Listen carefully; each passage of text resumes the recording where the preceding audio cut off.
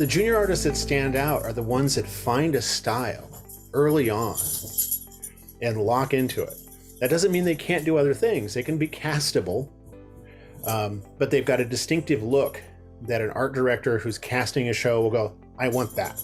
Yes. You know, Lindsay Oliveras just did the character designs for Mitchells versus the Machines. Lindsay Oliveras is not a very old artist. She's relatively young. I remember when she graduated from Ringling, but she's red hot right now because her style is so kind of quirky and unique. Her page of pug drawings, which I think she's posted on Instagram, is brilliant. You know, it's this great distinctive line weight and all of that, and the way she handles eyes asymmetrically. You know, she'll be cast for that look, but it took her a while to develop what that look was. I think that's such a valid topic that I think we could spend the entire session, talking about is exactly that, about niching down and really owning your style. You know, I think a lot of people have that hesitation of I don't want to niche down or specialize because I think it's an opportunity cost. They're afraid that if they do that, then people are going to pass them over for something else. And the thing is that if you have so many people who all look the same, really, if it's you all can do the same thing, you all have the same style, what's the question that really comes up? It's going to be, well, who's cheaper? That becomes the narrative, and then it becomes a race to the bottom.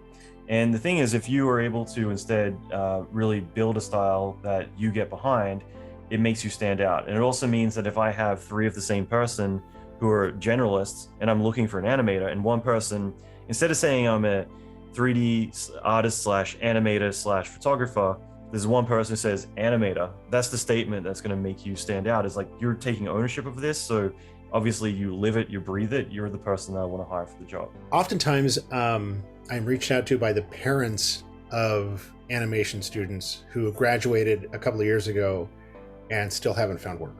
Mm-hmm. And I get, normally it's a very upset parent because they paid for their child to go to art school. I mean, first off, any parent of a creative child has my sympathy and pity because, I was one of those weirdos, and I know I put my parents through hell because they were like, what about an accountant? Nope, don't want to be an accountant. What about, all these, what about a real, quote unquote, real job that pays real money? And I tried banking. I was in banking for about 10 years. And she said, my son graduated from, I won't name the university, and he got all A's and he can't find work. And he graduated as a generalist. And I said, well, there's one problem. He graduated as a generalist. Let's talk. And the school admissions officer had sold them a bill of goods that being a little good at a lot of things was the easiest way to find a job. And that's not the case.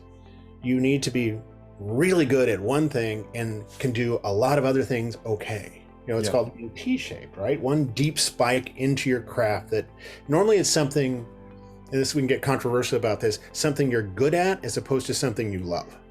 Mm-hmm. The number of character riggers who are fantastic riggers who want to be animators, dude, riggers are so rare and so, treasured in the industry. Why would you want to go be an animator? Not taking away from animators, but there's a lot of them and there's a fewer of you, so stay where you're at. That's brilliant advice, by the way. It's one of the hardest things I think people have to learn is do what you're good at and not what you love. Save what you love for off hours.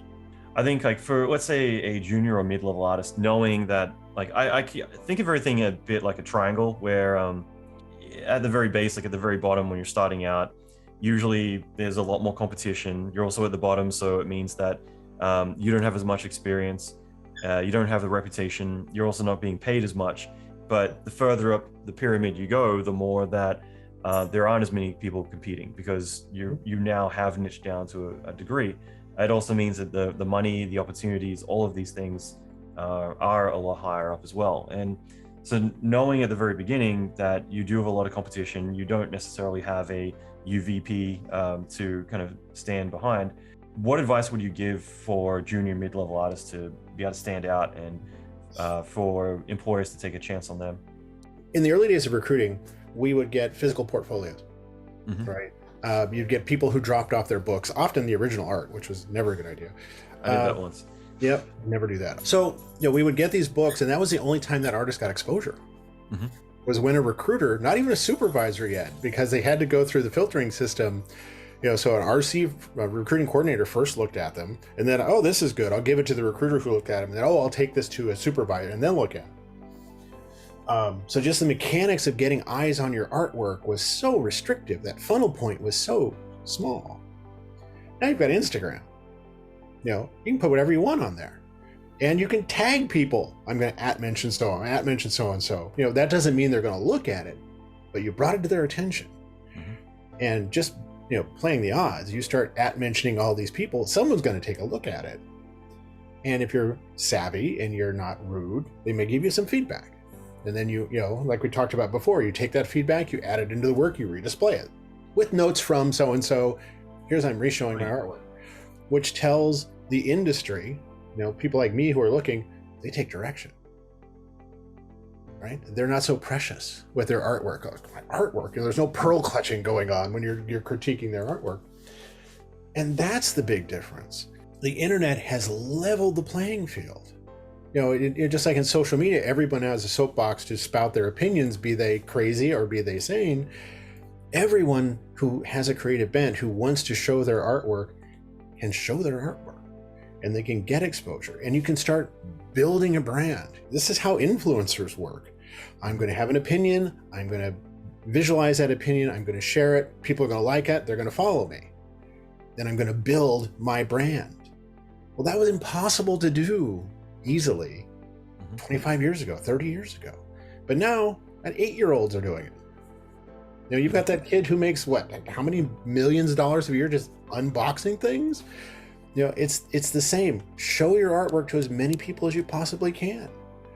Go to LinkedIn, type in a studio's name. That's all their recruiters. Look who I'm looking for on Instagram.